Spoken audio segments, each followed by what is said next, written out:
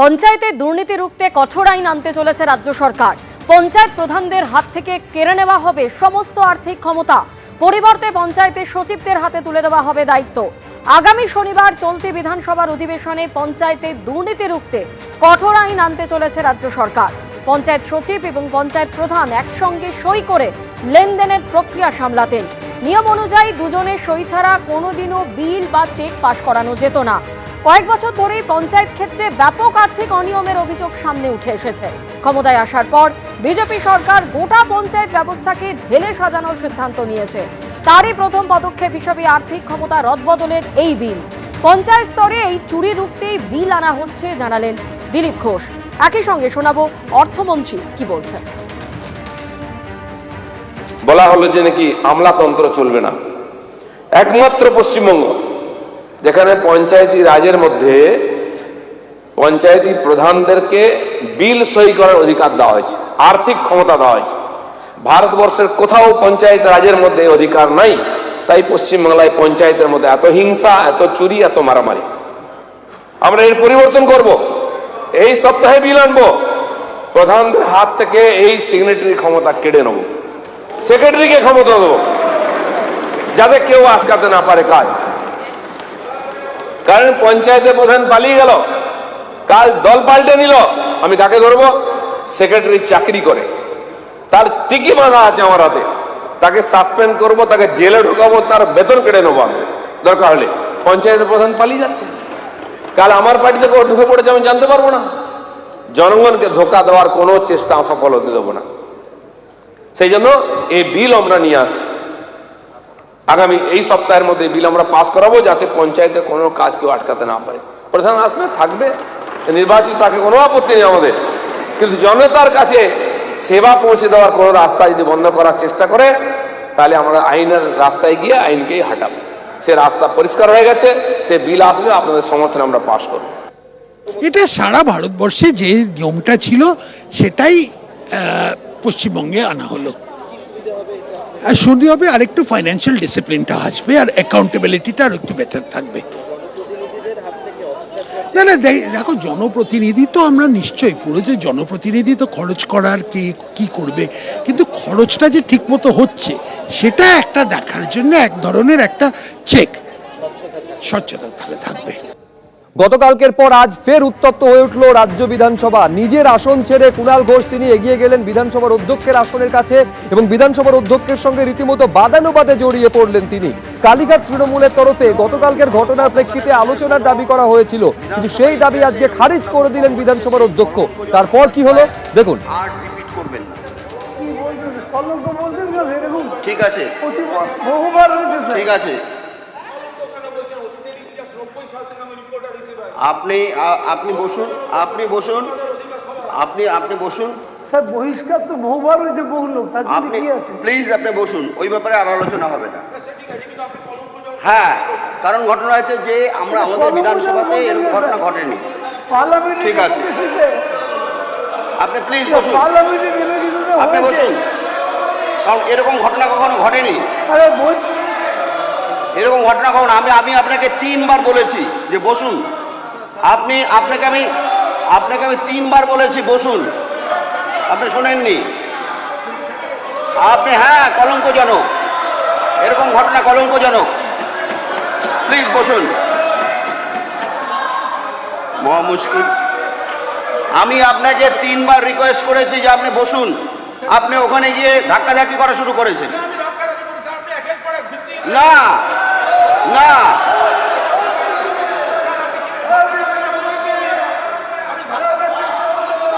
আমি আপনাকে আমি 3 বার রিকোয়েস্ট করেছি, তা আপনি আমার কথা শোনেননি। ওখানে ধাক্কাধাক্কি হচ্ছে, আমি দেখেছি। হ্যাঁ, এই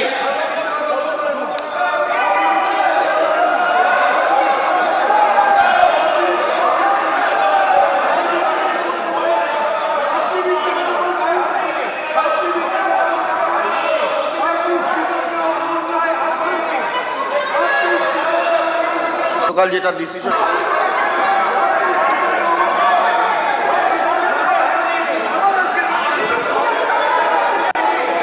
এক মিনিট, এই এক মিনিট, আপনারা সবার কাজ চালু করতে দেবেন। কুণাল বাবু, এই এক মিনিট। আচ্ছা কুণাল বাবু, আপনি বসুন। আমি আবার বলছি, রিতেশ বাবু, এই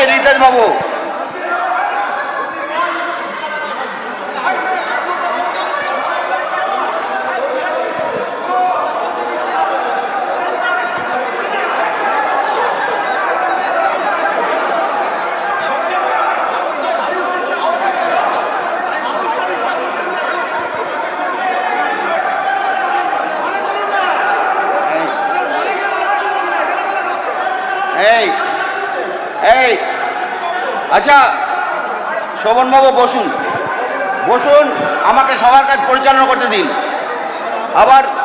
আবার ইয়ে হচ্ছে, আপনি সবার কাজ পরিচালনা করতে দিন।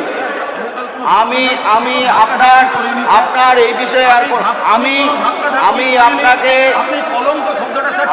আমি ঠিক বলেছি, কারণ ঘটনা আছে একদম। আমি ধাক্কাধাক্কি করিনি, আমি কোনো ধাক্কাধাক্কি করিনি। আপনি বসুন, আপনি আপনার নিজের জায়গা বসুন। আপনাকে সম্মান করি, আপনি নিজের জায়গা বসুন। সম্মান করলে পরে আমি আপনাকে বলছি, আপনি শুনছেন না? শুনছি তো। তাহলে বসুন গিয়ে। কলঙ্ক বললেন আপনি ওখানে বসুন গিয়ে। আপনি কলঙ্কটা স্যার প্রত্যাহার করেন। আমি বলছি আপনি বসুন না, আপনাকে কলঙ্ক করি। Thank you sir.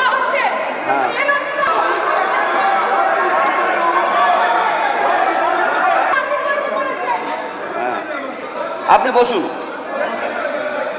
আপনি প্লিজ বসুন। কালকের বিষয় নিয়ে কোনো আলোচনা হবে না, আপনি বসুন।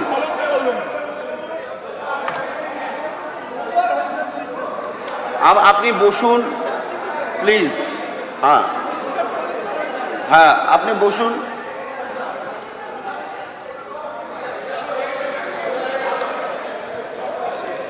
মাননীয় সদস্য, এই যে ছবিটা আপনারা দেখলেন, এর আগে বিধানসভায় একেবারে বিরোধী দলের যে মুখ্য সচেতক আখরুজ্জামানকে উদ্দেশ্য করে এইভাবে হুঁশিয়ারি দিয়েছেন কুণাল ঘোষ, আমাকে বলতে দিতে হবে, আমাকে বলতে না দিলে আমিও বলতে দেব না, বলার জন্য আমাকে সময় দিতে হবে বলেছেন কুণাল ঘোষ।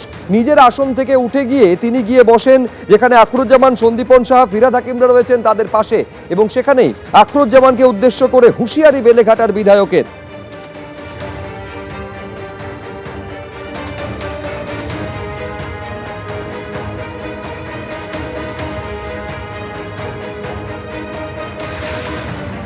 আর এই নিয়ে সরব হয়েছেন বেলেঘাটার তৃণমূল বিধায়ক কুণাল ঘোষ। তিনি বলছেন আমাকে বাদ দেওয়ার খেলা চলছে, আমাকে বলতে দেওয়া হচ্ছে না, কোন দেশি খেলা চলছে। কি বলেছেন কুণাল ঘোষ দেখুন।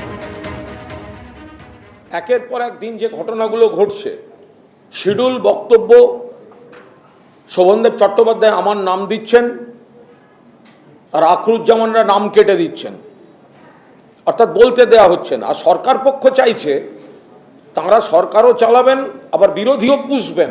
অর্থাৎ গতকাল আমি তৈরি হয়ে এসেছিলাম পুলিশ বাজেটে বলবো সন্ত্রাস ইত্যাদি, আমায় বলতে দেওয়া হয়নি। আমি যখন জানতে যাই তারপর আমার সঙ্গে দমন পীড়ন হয়েছে, আপনারা দেখেছেন সবাই। আমাকে শেষ পর্যন্ত মার্শালদের টিম দিয়ে বার করে দেওয়া হয়, আটকানো হচ্ছে আমাকে, বাদ দেওয়া হচ্ছে আমার নাম। আমি প্রতিবাদ করতে যাচ্ছি, আমার উপর দমন পীড়ন চলছে। আপনি বলছেন কলঙ্কজনক, কলঙ্ক তো আমাকে বাদ দেওয়ার যে খেলাটা হচ্ছে, চক্রান্তটা কলঙ্কের। তখন আমি কারুর গায়ে, এমনকি কোনো ডেস্কেও আমি স্পর্শ করিনি, কারুর কোনো মাইক স্পর্শ করিনি, কারুর কোনো শরীর স্পর্শ করিনি, উল্টে আমাকে এসে অ্যাটাক করা হয়েছে। আগামীকাল যে পুরো নগরোন্নয়ন দপ্তরের বাজেট আছে, আমার দলের তরফ থেকে শোভনদেব চট্টোপাধ্যায় জানিয়েছেন তিনি আবার আমার নাম দিয়েছেন এবং আমাকে প্রস্তুত থাকতে বলেছেন। আর অন্যদিকে আখরুজ্জামান শোভনদেব চট্টোপাধ্যায়কে জানিয়েছেন যে কোনো কারোর নাম দিন, আমরা কুণাল ঘোষকে বলতে দেব না। এটা কোন দেশে গণতন্ত্র হচ্ছে? গতকাল যেরকম উত্তেজনার পরিস্থিতি তৈরি হয়েছিল, আজকে আপনারা জানেন যে গতকাল একেবারে বিধানসভার অধ্যক্ষের নির্দেশে মার্শাল দিয়ে চ্যাংদোলা করে বের করে দেওয়া হয় সাসপেন্ড করা হয়েছিল কুণাল ঘোষকে, আজকেও কিন্তু কার্যত উত্তেজনার একই পরিস্থিতি তৈরি হলো। পাশাপাশি গতকালকের ছবি এবং আজকের ছবি দেখতে পাচ্ছেন। গতকাল যখন আখরুজ্জামান বলতে উঠেছিলেন তাকে বলতে বাধা দেন কুণাল ঘোষ এবং রীতিমতো উত্তেজনার পরিস্থিতি তৈরি হয়। গতকাল পরিস্থিতি শান্ত করার চেষ্টা করেন বিধানসভার অধ্যক্ষ এবং তারপর তার নির্দেশে মার্শাল দিয়ে কুণাল ঘোষকে বিধানসভার অধিবেশন কক্ষের বাইরে চ্যাংদোলা করে বের করে দেওয়া হয়। আজকে ফের উত্তেজনা তৈরি হলো যখন গতকালকে নিয়ে আলোচনা চাওয়া হলো কালীঘাট তৃণমূলের তরফে, সেই দাবি যখন খারিজ করে দিলেন বিধানসভার অধ্যক্ষ, একেবারে নিজের আসন ছেড়ে সোজা অধ্যক্ষের আসনের কাছে চলে গেলেন এবং বাদানুবাদে জড়িয়ে পড়লেন অধ্যক্ষের সঙ্গে বেলেঘাটার বিধায়ক।